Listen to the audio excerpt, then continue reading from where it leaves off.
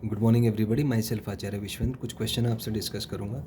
तो ये आपको एक रोड दी हुई है जिसमें हमने एक फ्लूइड को भरा हुआ है यहाँ पे, और ये अपने एंड के about omega angular angular velocity से मूव कर रहा है।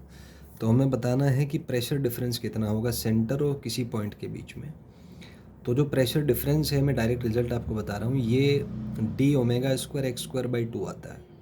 तो एक एलिमेंटल पॉइंट मान के उसको इंटीग्रेट करेंगे तो एक्स स्क्वायर के प्रोपोर्शनल यहाँ से आ जाता है। Next question is delta P और एक्स का ग्राफ। तो डेल्टा पी क्योंकि एक्स स्क्वायर के प्रोपोर्शनल है, तो जो ग्राफ होगा वो एक पैराबोलिक ग्राफ आएगा यहाँ पे। This will B A parabola. Next question is delta P versus D graph. तो आप देख सकते हैं कि डेल्टा पी डी के प्रोपोर्शनल है, तो जो ग्राफ है यहाँ पे एक स्ट्रेट लाइन ग्राफ आएगा। उसके बाद नेक्स्ट मान लीजिए इसको हम एक बीच में किसी पॉइंट के अबाउट रोटेट करा रहे हैं। तो पहला क्वेश्चन है सेंटर पे प्रेशर पी नोट है, then find pressure at A. तो जो प्रेशर डिफरेंस है वो D omega square X square by 2 होता है।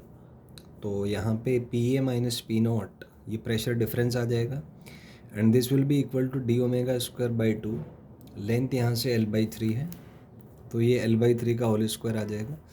तो ये आपका omega square L square 3 square is 9 2 18। तो प्रेशर एट ए आएगा आपका P naught plus D omega square L square by 18, यहाँ से आ जाएगा। Next is pressure at B. तो बी में एल की जगह आप एल बाई 2 रख दीजिए।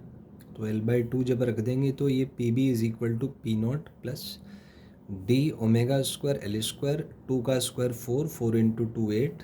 तो बी पे जो प्रेशर है वो आएगा P naught plus D omega square L square by 8। Next is P A minus P B. तो पी ए और पी बी का वैल्यूज़ यहाँ से आप सब्सटीट्यूट कर दीजिए। तो ये डिफरेंस होने के बाद -5/72 D omega square L square आपका आ जाएगा। नेक्स्ट क्वेश्चन है, हमने यूट्यूब टाइप का एक स्ट्रक्चर लिया और इसको सेंटर के अबाउट ओमेगा से घुमा रहे हैं। तो कॉमन सेंस की बात है, प्रेशर क्रिएट होगा, लिक्विड बाहर भागेगा। तो मान लीजिए स्टैटिक कंडीशन में जब ये यूट्यूब के रिस्पेक्ट में लिक्विड स्टेशनरी है, तो ये हाइट कुछ h1, ये हाइट h2 मान लीजिए। यहाँ पे एक अजम्पशन है, हम मान लेते हैं कि P naught is the pressure at O. तो एटमॉस्फेरिक प्रेशर और यहाँ पे प्रेशर सेम हमने मान लिया। तो अगर ऐसा है तो उस केस में हम कह सकते हैं कि h1 हमें फाइंड करना है। तो h1 के लिए हम कह सकते हैं यहाँ से p1 minus P naught is equal to, अगर इसके सर्कुलर मोशन की वजह से देखें तो वन पॉइंट पे प्रेशर यहाँ से ज़्यादा होगा। तो हम कह सकते हैं P1 minus P naught is rho by 2 omega square L by 2 whole square.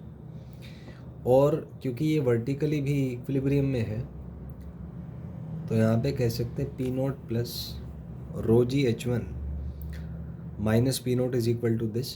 तो पी नोट कैंसिल हो गया, तो यहाँ से आप h1 निकालेंगे, ये omega square L square by 8 G आ जाएगा। नेक्स्ट क्वेश्चन है h2 फाइंड करना। तो यहाँ पे क्योंकि सर्कुलर मोशन की वजह से जो P@2 है वो होगा P2 minus P naught is rho by 2 omega square L by 3 whole square. P2 को P naught plus rho G H2 लिख सकते हैं, माइनस पी नोट इज, अब यहाँ पे एल बाई 3 का होल स्क्वायर है, तो ये सॉल्व हो गया एल स्क्वायर बाई 9 इंटू 2 18। तो इसका difference row omega square L square by 18 आ जाएगा। तो यहाँ से आप सॉल्व करेंगे, H2 आपका omega square L square by 18 जी आ जाएगा।